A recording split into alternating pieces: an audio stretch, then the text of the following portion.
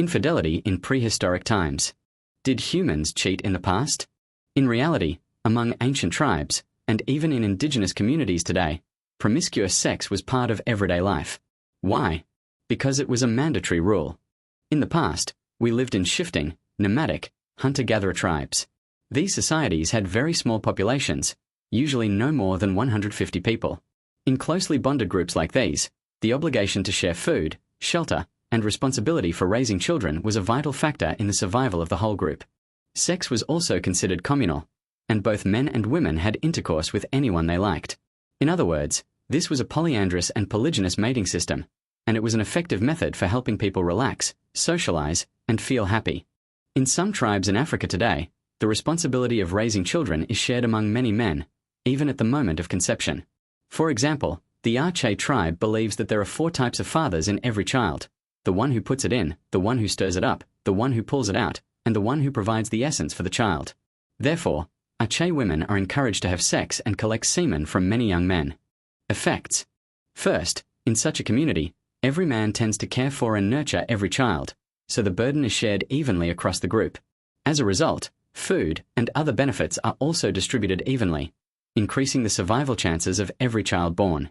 Second, promiscuous sex strengthens solidarity within the group, because it often makes everyone involved happier, more cheerful, and friendlier. The hormone oxytocin is mainly responsible for this phenomenon. It is released during sex and produces a feeling of closeness and peace. In short, infidelity in prehistoric times was something completely normal and true to animal nature.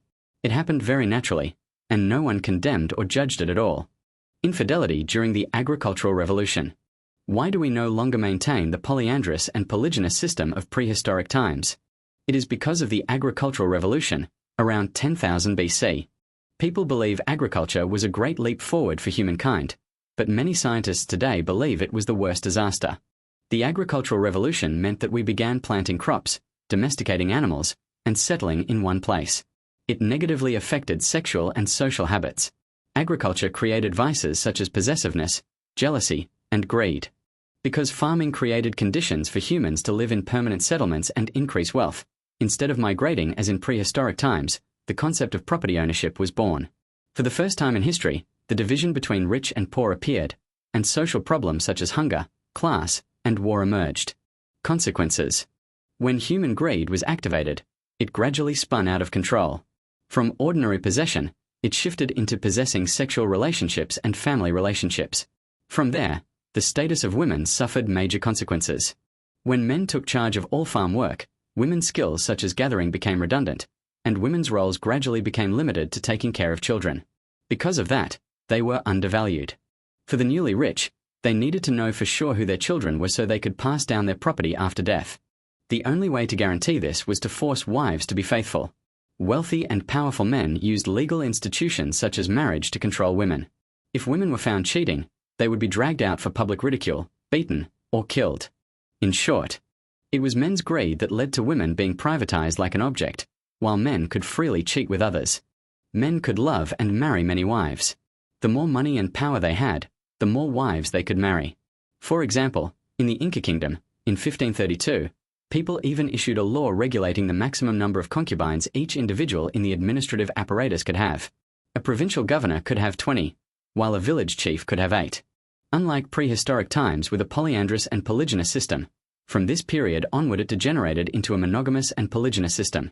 Infidelity at this point became wrong because it created discrimination, suppressed women's instincts, and indulged men. Infidelity in modern times.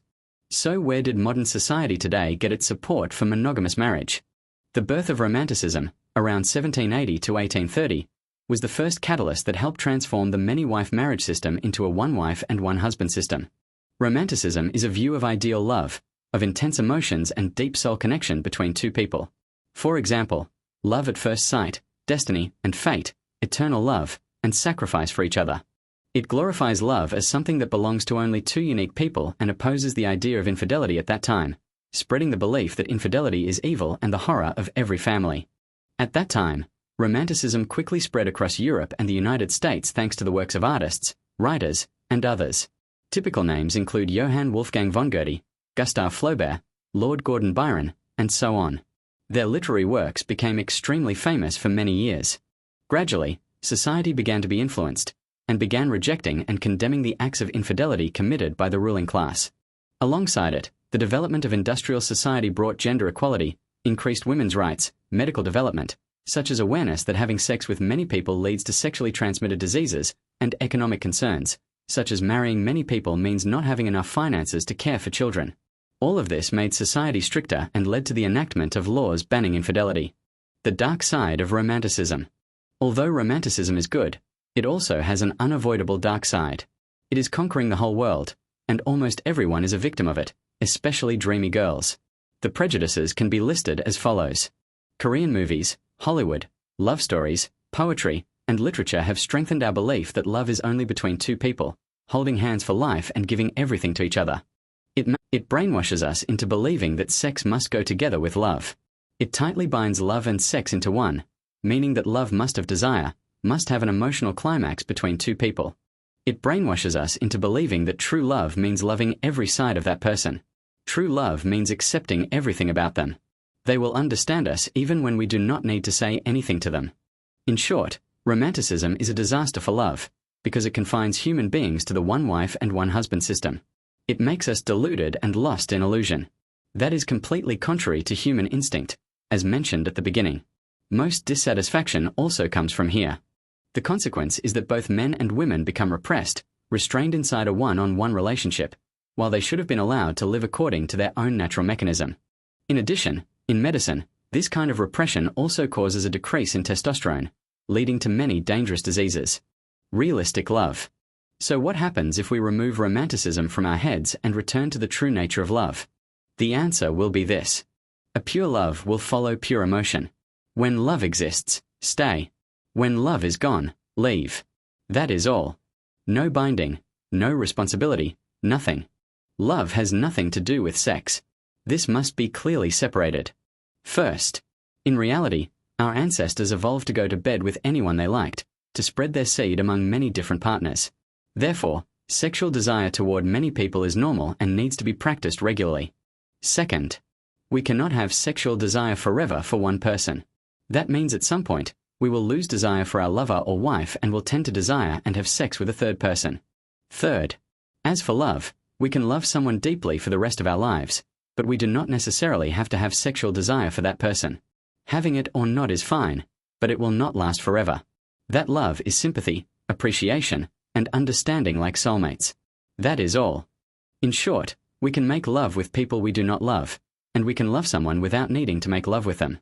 And infidelity is not something evil when we are in a relationship. Normalize infidelity and accept that anyone will be like that. Conclusion. Infidelity will be bad for those who follow Romanticism. But the problem is that the vast majority of people are being led by the nose by it. As for infidelity, it is not bad, because it is true to the natural essence of human beings from prehistoric times and true to the essence of love. It is just that we impose our own prejudices onto infidelity. However, saying this is not meant to promote reckless infidelity or irresponsible sex, because we are still human beings, still capable of thinking and choosing correctly. This was Capricorn Psychology. Patient minds, ancient questions. Until the stars align again.